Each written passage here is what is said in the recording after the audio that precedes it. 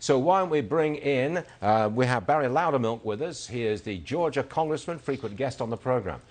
You know, it's really all politics, isn't it? It's who gets the credit, oh, look what I did for you, and who gets the blame, look what you denied me. That's what it's all about.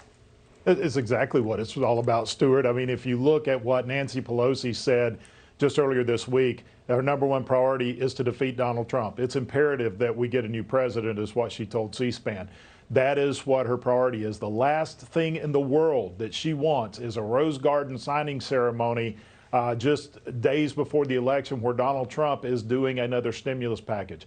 That's why she hasn't been willing to negotiate over the past several weeks. When we were back in Washington in late September, she said we will not recess until we have an agreement. 3 days later, we're recessed for the entire month of October.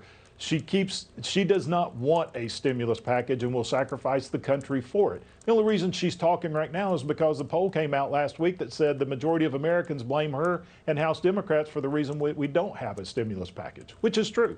There's one thing to blame here.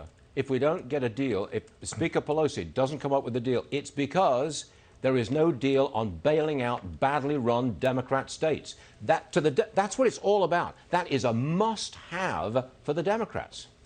It is. I mean, when you honestly negotiate, you pick out those things you agree upon and say, let's move with those.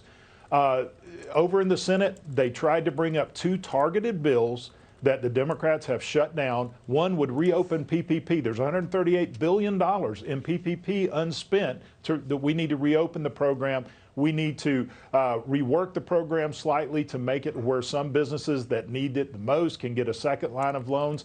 That bill was held up in the Senate. There's another CARES 2 Act that gives some liability protection. It's more money for fighting COVID. The Democrats won't let that through. And Speaker Pelosi doesn't want any of that unless she can get that big spending for these badly run states and cities, as you have put it. But I would also suggest if the president offered her everything she wanted and more, she would move the goalpost because she can't allow him to have another perceived win. It won't happen. I think you're absolutely right. Your state, Georgia, you've got a 142% increase in mail-in voting compared to 2016. But in your state, Joe Biden leads President Trump by, I think, about 1%, something like that. Any indication from the early voting as to which way Georgia goes on November 3rd? Look, Stuart, I think Georgia's going to be a big win for Republicans and the president. When you look at what happened in 2016, the intensity, the excitement, the motivation that was on the ground for Donald Trump then, it's quadrupled right now. We've seen long lines, not just in Atlanta, but in rural Georgia, which is strong Republican areas. So it is a huge turnout. I think a lot of the turnout is for the president. When he came here Friday with just a couple of days' notice, thousands of people showed up. We've had Donald Trump Jr. and Ivanka here in the metro Atlanta area. Huge crowds coming out. There's a lot of motivation. There's a lot of activity. Of course, there's going to be a lot of Democrats coming out. But I just think the intensity of this election is so far beyond what it was in 2016. Oh, yeah.